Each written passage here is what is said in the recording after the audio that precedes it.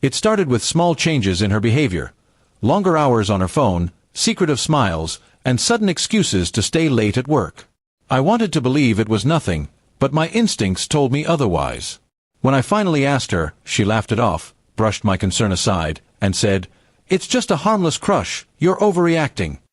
The words hit me harder than I expected, not because of the so-called crush, but because of how casually she dismissed my feelings. For days, I tried to convince myself she was right. Maybe I was overreacting. Maybe I was too insecure. But then I noticed the way she lit up when his name appeared on her phone. I saw how quickly she changed the screen when I walked into the room. I wasn't imagining it. She was emotionally drifting away, and I was left clinging to a marriage that suddenly felt one-sided. I confronted her again, this time calmly. "Do you realize what you're doing to us?" I asked. She sighed as if I was burdening her with nonsense. "You're making a big deal out of nothing," she said. But the truth was, it wasn't nothing. A crush might start as innocent, but when it grows into secret messages, hidden laughter, and constant daydreaming about someone else, it stops being harmless. That night, I sat alone in our bedroom, staring at the wedding photos on the wall. I remembered the vows we had exchanged, the promises we made to each other. And yet here we were, with her telling me I was overreacting while she gave pieces of herself to another man. I felt like a fool for fighting for someone who didn't see the damage she was causing. The next morning, I decided not to argue anymore. Instead, I quietly gathered proof of their conversations, the late-night chats, the photos she had tried to hide. I didn't do it out of spite. I did it because I needed clarity. I needed to know if I was truly losing my mind or if she was gaslighting me. The evidence told me everything. She wasn't just crushing on him. She was invested. When I showed her what I found, she turned pale. She tried to explain, to say it was still nothing serious. But the lies were too shallow, and my patience was gone. I told her, "You don't get to decide what's serious when it comes to my heart. You can't dismiss me and expect me to stay silent." She broke down crying, but by then, my love had already started to turn into something else, self-respect.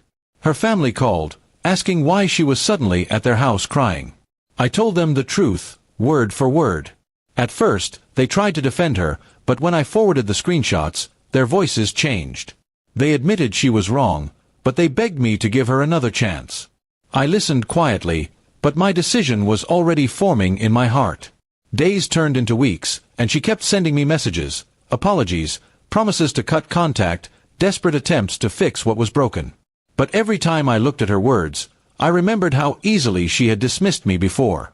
"It's just a harmless crush," she had said, not realizing those words were the knife that cut the deepest. I began focusing on myself, my work, my peace. For the first time in years, I felt free. Friends invited me out, and I realized how much of myself I had lost while trying to protect a marriage that wasn't being protected by both of us. It was liberating and heartbreaking all at once. Finally, I sat across from her one last time. I told her, love isn't about dismissing each other's pain. It's about protecting each other from it. You chose him, even if you called it a crush.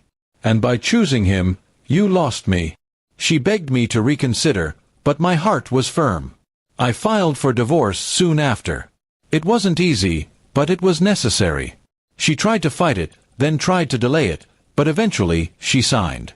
Our marriage ended not with a loud explosion but with quiet papers that carried years of broken trust.